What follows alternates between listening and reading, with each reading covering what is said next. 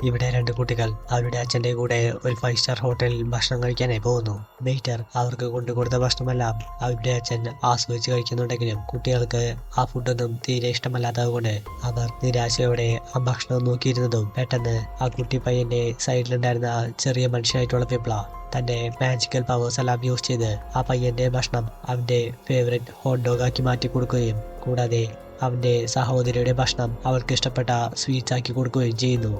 ഭക്ഷണം കിട്ടിയത് കണ്ട് കുട്ടികളെല്ലാം ഹാപ്പി ആയതും ഇക്കാര്യം നോട്ടീസ് ചെയ്ത അവിടുത്തെ വെയിറ്റർ പുറത്തെ ഫുഡെല്ലാം റെസ്റ്റോറന്റിലേക്ക് കയറ്റിയതിന്റെ പേരിൽ അവരെ 3 പേരെയും ഒരു റൂമിൽ പൂട്ടിയിടുന്നു. വെയിറ്റർ പോലീസിനെ വിളിക്കാൻ പോയതാണ് എന്ന് മനസ്സിലായതും അച്ഛൻ അവരുടെ അടുത്ത് ഭക്ഷണം എങ്ങനെയാണ് മാറിയത് എന്ന് തിരക്കിയതും പയ്യൻ അവന്റെ കയ്യിലുണ്ടായിരുന്ന വിപ്ലയെ അച്ഛന് കാണിച്ചു കൊടുത്ത ശേഷം ഇവനാണ് ഇതിനെല്ലാം കാരണമെന്ന് പറയുന്നു.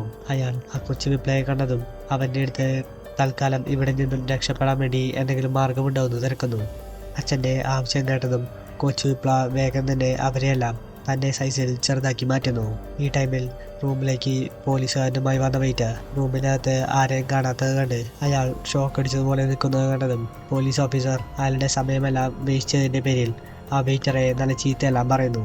അവരെല്ലാം അവിടെ നിന്നും പോയതും വിപ്ല ഡോറിന്റെ താഴെ കൂടെ അവരെല്ലാം പുറത്തേക്ക് കടത്തിയ ശേഷം ഇന്ന് രാത്രി നമുക്ക് ഇവിടെയുള്ള ഒരു വീട്ടിൽ സ്റ്റേ ചെയ്ത് നാളെ രാവിലെ തന്നെ അവരുടെ ഡെസ്റ്റിനേഷനിലേക്കുള്ള യാത്ര തിരിക്കാമെന്ന് പറയുന്നു. അങ്ങനെ അവർ പ്ലാൻ ചെയ്ത പ്രകാരം അവിടെ ഉണ്ടായിരുന്ന ഒരു വീട്ടിലേക്ക് കയറിയതും ഈ സമയം അവിടുത്തെ പയ്യൻ ഒരു റിമോട്ട് കൺട്രോൾ കാറെല്ലാം ഓടിച്ചു കളിക്കുന്നത് കണ്ട് വിപ്ലയുടെ മനസ്സിൽ ഒരു ഐഡിയ എല്ലാം വരുന്നു.